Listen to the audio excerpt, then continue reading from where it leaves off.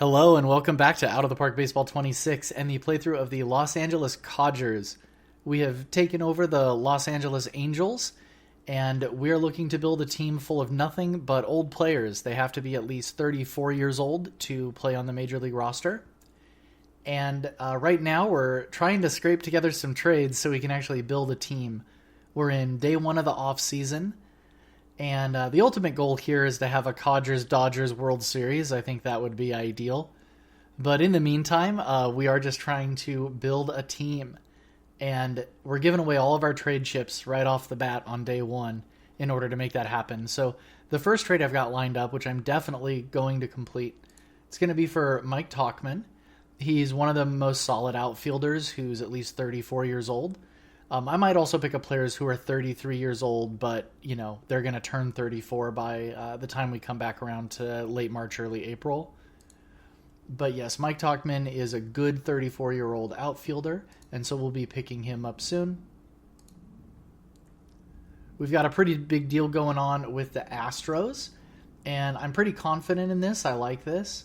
They're only throwing in $500,000 in cash. I am trying to get as much cash as I can. We're looking to dump probably $30-40 million just on trades, picking up contracts. So we need every penny we can get because we need that money for free agents to fill out our roster after we've done all of our trades. Giving up Soriano, giving up, bless his heart, I can't pronounce his name either, Jose Quijada, and a couple of decent prospects. These are all fairly legit prospects, guys that I would normally try to develop. But those players are of a lower priority. We're going to be picking up Jose Altuve, 85% retained, and this is an excellent deal for us, provided he continues to rake into his later years. We're also picking up reliever Steven Okert, who's quite solid. And then this is going to be our backup outfielder, Travis Jankowski. And then I think this is just a throw-in reliever. We're going to stick him in AAA. So that is one deal. It's only going to cost us a little over $4.5 million a year. But we are giving up a lot of talent to get it done. But I think Altuve is a very important piece of this. And our next team is going to be the Yankees. So this is an amazing deal. We're picking up Giancarlo Stanton. We're picking up Mark Leiter Jr., who's going into ARB. And he's going to ARB for what? 2.4? Not bad at all. And in addition, we'd be picking up Jose Rojas, who can sit in AAA. He can come up if we need him. Wilking Rodriguez, kind of the same deal. A reliever who's very mediocre, but will work in a pinch. And then Andrew Velasquez on a minor league contract. He's 31 years old. He's got some utility. So this is a really good throw-in for us. So maybe in a couple of years, he's good enough to come up and back up our infield and outfield. And for him, we're giving up Taylor Ward. They love Taylor Ward because of his power, which is cool. He's probably going to be a more reliable hitter than Stanton at this point in his career. So I had them throw in $20 million. They're willing to go pretty far for this, and I will take it. Like I said, I need all the help I can get with my budget, and I've got a real expensive trade coming up. Let's see. With the Padres, a small deal. We're picking up Yu Darvish. They're going to retain him, throw in a little cash, and some overvalued prospects like Dioris De La Rosa, who's okay. And this is just the Padres just hate his contract, and I'll be glad to benefit from that. From the Giants, we're picking up a year of Robbie Ray, fully retained, and Tom Murphy, who, if we can't get JT, Tom Murphy is going to be our everyday catcher. He's got some pretty decent ratings, and we'll see how that works out. There are a couple other catchers, too, who are decent. Catchers tend to stay good well into their mid-30s, so sometimes. But catchers seem to be a little more resilient in this game, and I don't know why. But $8 million they're throwing in, and they're getting Joe Adell. So this is a pretty big deal for them. They're getting a lot of power out of Joe Adell, and he's way too young to be on our team. We're also giving up prospect Christian Moore, who is rated as one of our top prospects. He's like either top 100 or top 200 in baseball. And he's okay. But it's not going to hurt too much to get rid of him. And then the last big trade, there's some small ones, but the last big one, it's the one I really don't want to pull the trigger on. It's the one I'll only do if I have to. But we would be able, giving up Zach Neto, Chase Silseth, Ben Joyce, a couple of legit prospects, Nico Cavadas, who's not all that much, and then a legit reliever prospect. That's a lot of players to give up. We'd be getting 2 years of Jacob deGrom, only 30% retained, so these last 2 years would cost us around upper 20 millions. And then Nathan Eovaldi is a much better looking contract. We can only get this 50% retained because we're taking on deGrom. It's really the only way we can get a hold of Nathan Eovaldi, and I figure he's got a couple good years left in him. deGrom might have a couple good years left in him.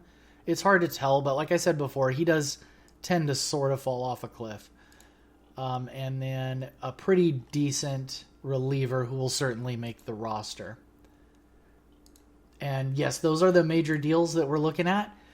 And I'm going to go ahead and complete at least all of the ones except the Rangers deal. And I'm going to look around and just see if there might be some better options for us. But I think we're going to go with something that looks similar to this. So we've completed all except for the Rangers trade, basically as I showed you. Although once I completed my first trade, the AI kept wanting more and more 2-star players thrown in on every single deal after the first one, which is annoying. I'm not sure if that's a bug or if it just kind of recalculates its demands or whatever. But we did end up having to give up quite a few more young 2-star players, which was not a big deal. The Rangers deal has changed a lot. I'm just going to pick up Eovaldi, 50% retained, and then a nice reliever. And for that, we're giving up Zach Neto and nobody else that I super duper care about. And we're holding on to Logan O'Hoppe so we can use him as a trade chip going forward. After completing those trades, we have a nearly full pitching staff. Technically, we do have 13 pitchers who are age 33 33 turning 34, or at least age 34. And Robert Stevenson, Brock Burke, Caden Dana, we're going to try to get some trade value out of them on a later date. But for now, we have 13 pitchers. We only have 4 guys I'd want to start, which is Eovaldi, Ray Kikuchi, who I forgot was actually on the Codgers already. He moves around a little bit. And then Yu Darvish, who I'd like to be our 5th starter. But Kyle Hendricks we're going to try to get away from. And then there are a few relievers, we're going to need a closer because Robert Stevenson can't close for us because he's too young. But Brock Burke and Caden Dana are very replaceable. And we can upgrade a few of these relievers. We've got a Jose Urena we could upgrade. And so several relievers and 1 starting pitcher. So I would say probably 4 or 5 pitchers we want to add in free agency or in later trades. And if we go to the offense, things are not looking quite as good. We've got to get rid of a lot of guys on offense. We're keeping Mike Trout in right field. Perfect. Left field, we've got Mike Tauchman. Quite good. And at second base, we got Altuve holding that down. I pray he can stay at second base and doesn't have to move over to first. So we'll see what happens there. And we're not moving him to DH because we've got Giancarlo Stanton, and we're praying like hell that he stays healthy. What's his... he's only fragile. He's not wrecked. In fact, let's check on Trout. Yeah, he's only fragile too. The game is being far too kind to those gentlemen. And then Murphy and d'Arnaud behind the plate in some combination. And we might look to pick up a stronger catcher as well in free agency. So it's looking like 1, 2, 3, 4 starters on offense, 4 or 5 starters on defense. And we're a little over halfway there. Taking a look at the upcoming salaries and where we might have a little wiggle room coming in this year. I haven't talked about him yet, and that's on purpose because I don't want to talk about him. No one wants to talk about him. Come on, man. $38 million. I mean, maybe he sits in on third base next year. Maybe he makes it through a season only getting a little bit hurt. Who knows? He's going to be back in 4 to 5 months, which should be in time for the regular season, if not just after. So maybe he gets some playing time next year. We'll see. But we've got that $37 million devoted to Mike Trout. That's not going anywhere. It's also very well worth it as long as he can not get wrecked. Kikuchi is very expensive, but, we got to pay for that. That's fine. There's nothing else to get out from under. Jorge Soler, maybe. He qualifies for the team in just over 100 days, which is, he'll be ready to play for the team next year because he'll be 34. But not a guy I'm super keen on having. Maybe I do pay him $13 million to sit around in AAA in case Giancarlo Stanton gets hurt or in case, one of my outfielders gets hurt and I have to make a little change there. Maybe we keep him around. I'd rather have a better call-up for my outfield than somebody who costs $13 million, though. And his ratings are not spectacular, so we'll see what happens there. Robert Stevenson, he's making $11 million next year. We're going to try to get out from under that. Maybe. I may have to give something up. He is a good reliever, but I don't think the game is particularly interested in Robert Stevenson just because he's on the old side and making a lot of money. So hopefully we get out from that. And then other than that, everything like Altuve is almost all retained. This is a guy we just picked up. We're happy to pay him $5 million next year. We're not keeping just about any of our ARB cases except for Leiter and Talkman, and those will be cheap. And how's Steven Okert looking? Yeah, he's great, and we're happy to ARB with him. And Yu Darvish, Tom Murphy, Robbie Ray, Giancarlo Stanton, those contracts are all picked up for the next 2 years, so we don't have to worry about them at all. So really there's not any flexibility here. I can't do much with the money, so we are kind of stuck with what we got. The game thinks we have $46 million. I think that number goes up after everyone files for free agency, but I don't fully understand how that works. I do expect the green number to get bigger though. And I'm going to need it to because we have no scouting player development budget right now and no international draft budget. So I don't know if player development budget affects aging a lot. I'm going to have to do some research to see if that is true. I've never felt the need to look into that. If it does affect aging a lot, then this is going right up to the full 40 plus million. If it doesn't affect aging a lot, I think we'll cap it at like maybe 27. Maybe even less than that, just because player development is so much less important when everyone's a fully developed veteran. So we'll see how that goes. And then the scouting budget, I don't need a super high scouting budget because the consensus on the older players is pretty much there. And I don't think I have to replace my scout. He's fairly cheap for a scout at $585,000 per year. A lot of those guys won over $1 million, 1.2, 1.3 sometimes. And he's got decent skills. I don't need him to be highly favored tools. You could argue that I should because I might be able to pick up some more like minor league and international free agent outliers. And maybe that is correct. But for now, I'm happy with this. I'm happy to save the money and just keep his contract because all of these coaches I've offered are fairly expensive. Rick Jameson is our team trainer. He's going to want about $700K this time.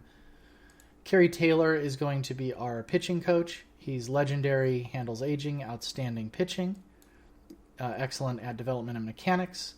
But he wants $875K, as does our hitting coach. And then our bench coach isn't quite so bad at $550, still a little high. Our first base coach is super high at $475K. And then our third base coach is very cheap at $210K. So let's take a look at Steve Murphy.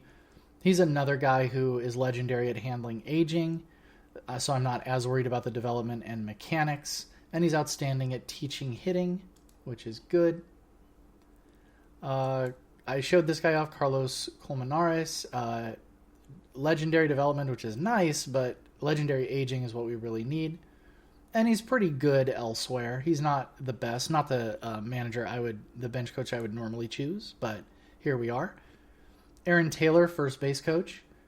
He is outstanding at handling aging, and I don't know how much that affects my players. Maybe if it does, that's great. He's got some good infield, outfield teaching ratings here, which is very nice. And then finally, I had to make a little bit of a compromise. Craig Lyerly at third base. He's only okay at handling aging, but he is legendary at in-game running and excellent at teaching running, which are two things we really need.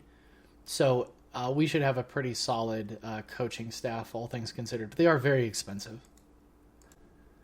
Since it's still day one of the off season, it is development lab time. You want to start your long programs immediately on day one. That way you still have time to do a short program afterward.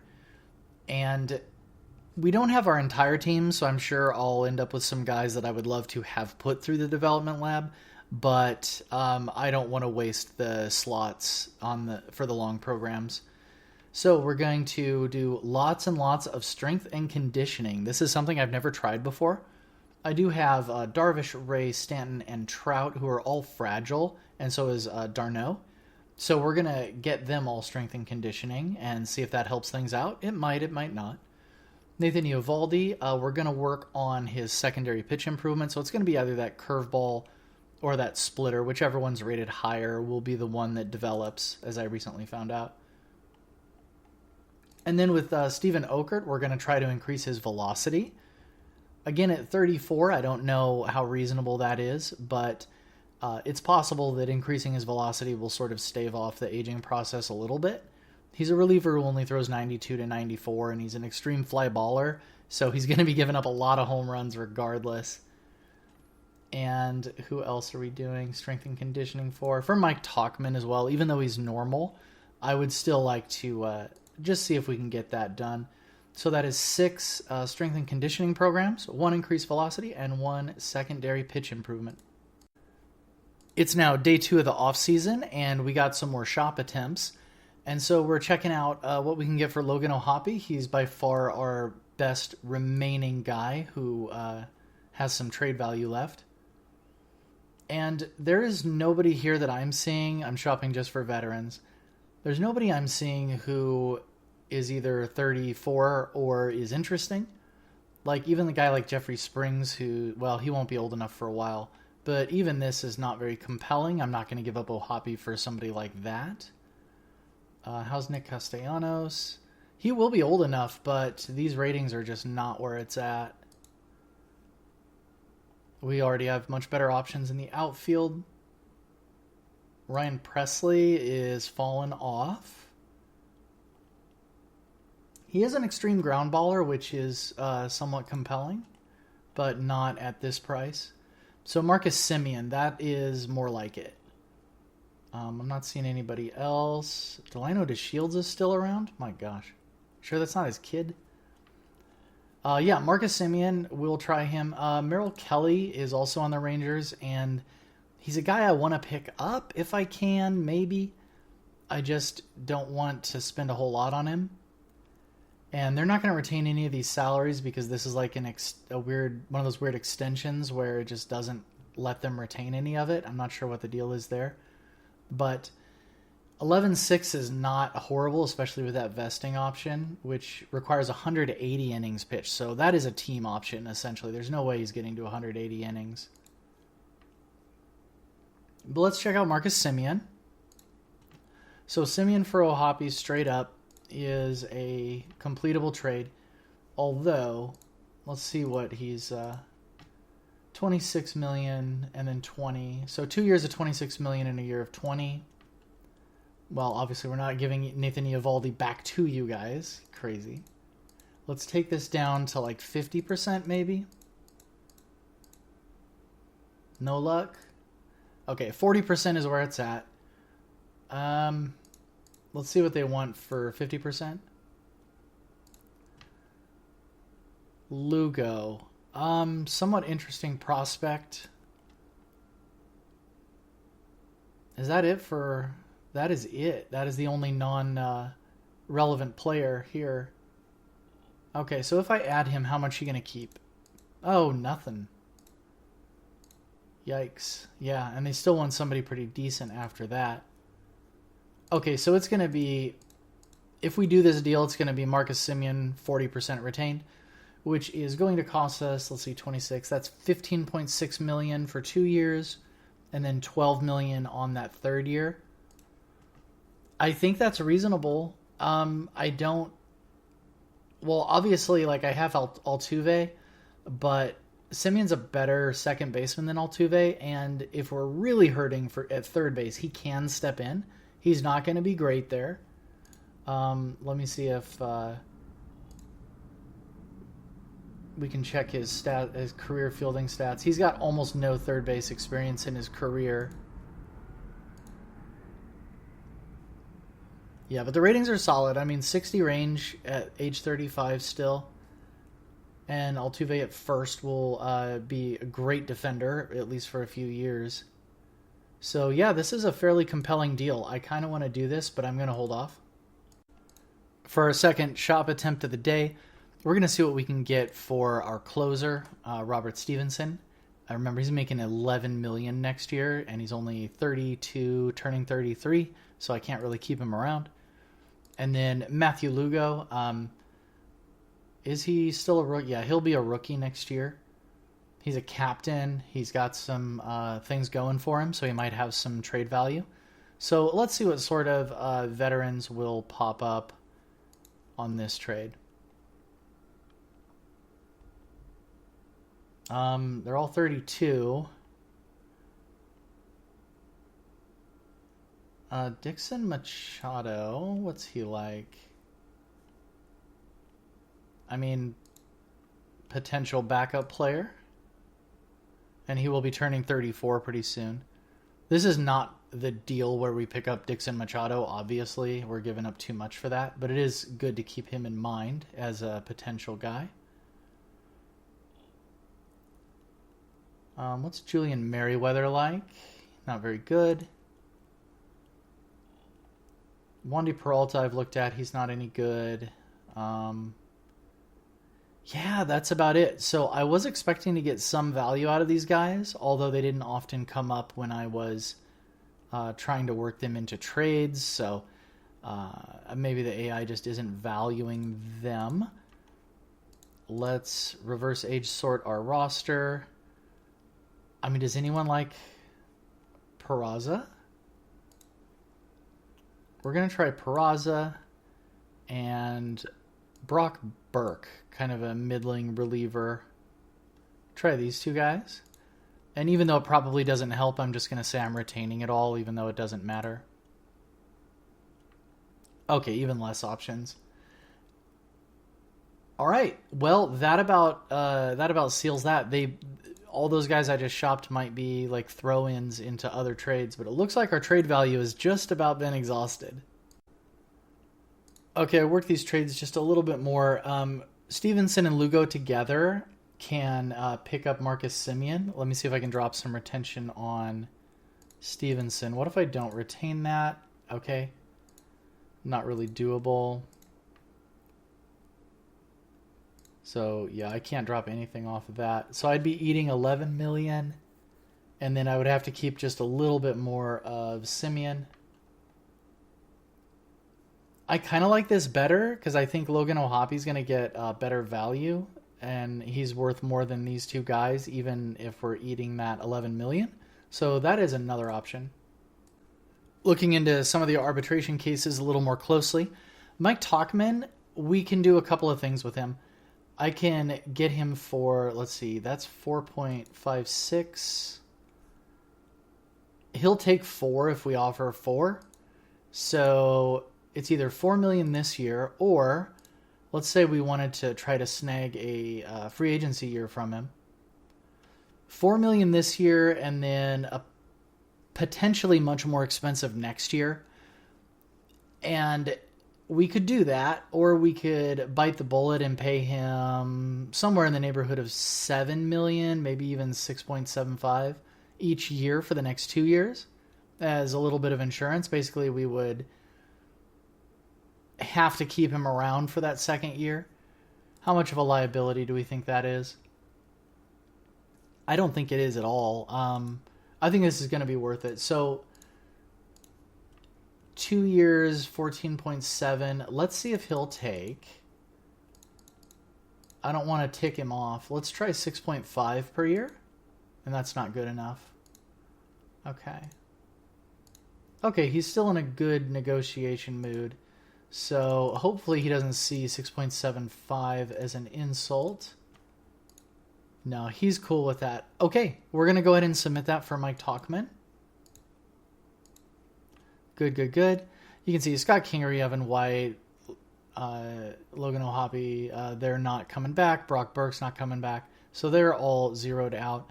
Matt Bowman, I just am not interested in. We're going to withdraw the offer on him, even though we do need older pitchers. Mark Leiter asking for about 2.4. This is another case where I want to go ahead and... Yeah, his individual pitches are good enough to make up for this. I do like that his home runs are still at 50. Hopefully that hangs on. I mean, I'm not even going to worry about the stats. Like, he does happen to have good stats, but those are above expectation for him for sure. So let's see what he would do in a 2-year deal. Oh. Well. Okay, mine's made up for me. We'll submit that. He doesn't believe in his ability to last 2 years, which should be a little concerning, but that's okay. We'll take him at his word. And then Sam Maul, and looking at 1.1. Yeah, I mean, we'll just offer him, what, $1 million or so? Something close to that. All right.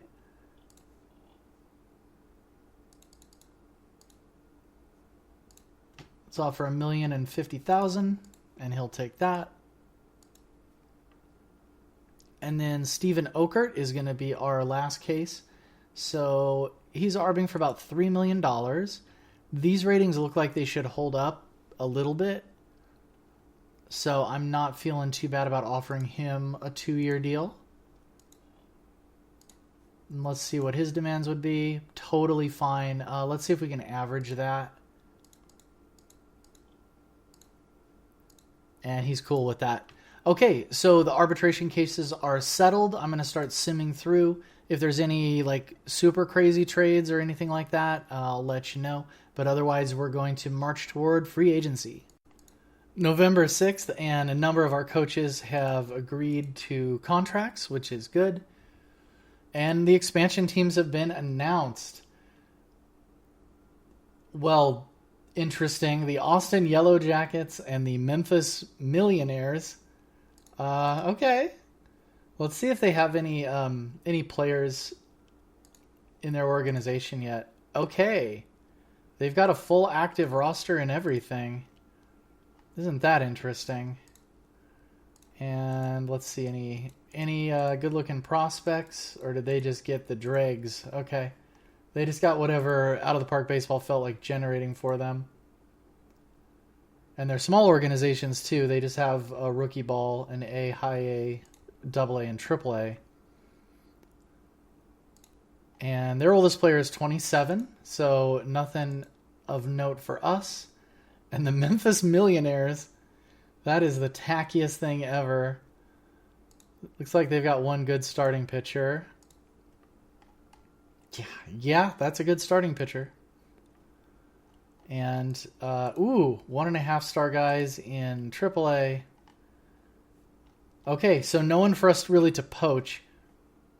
Unfortunate, but those are your expansion teams. One part of the game I sometimes forget about are the affiliated leagues. And here we have 4 leagues. We have the Atlantic, American, Pioneer, and Frontier leagues. And a lot of times major league players who can't cut it anymore will show up in there. And so we might be able to poach a few guys for just $250,000. That would be an amazing way to acquire players. So let's see who we got.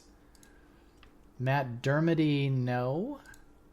Derek Holland, he's a name. This is not the worst pitcher in the world. He's a prankster. He is 39. Still can throw hard. He's, got kind of a long relief profile. You know what? We're gonna definitely spend $250,000 on Derek Holland. Nope. Kavius Sampson, no, that control's just too bad.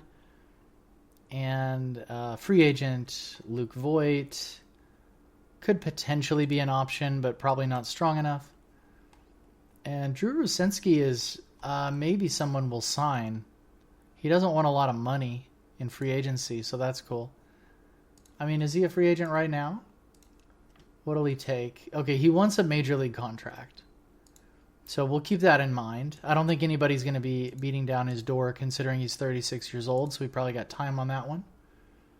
There are no qualifying players in the American Association. So let's move on to the Pioneer League and David Peralta. Another prankster, which is interesting. I think we may want him as a call-up. He can play right and left field. He can probably play first base. Ooh, not really, but we may need David Peralta, so we'll think about that. And there's nobody else any good. And then Frontier League, and that is it. So we did get one player out of there, maybe two. That's not bad. And with free agency approaching, and I'm not making an arbitration deal with Logan O'Hoppe, so unless I want to pay him $2.4 million, it's time to deal him now. And we're going to go ahead and do this Simeon deal. And I think, last time I checked, they were willing to keep 40%. And even if I throw in this reliever, that does not change the equation at all. So let's see if they'll just throw in Higgy? How much of that will they keep? You know what? I don't mind Higgy when he's free. That's fantastic. I was not expecting that. How about Jock Peterson? What do you want with him? Okay. All right, no Jock Peterson, but yeah, we'll take a Higgy. That's great. This is not a good reliever. Yeah, unexpected surprise. Narvaez. Do you like Narvaez? I wouldn't mind him sitting in AAA. They kind of like Narvaez. Yeah. Okay, actually, let's see if they'll give me a couple $1 million.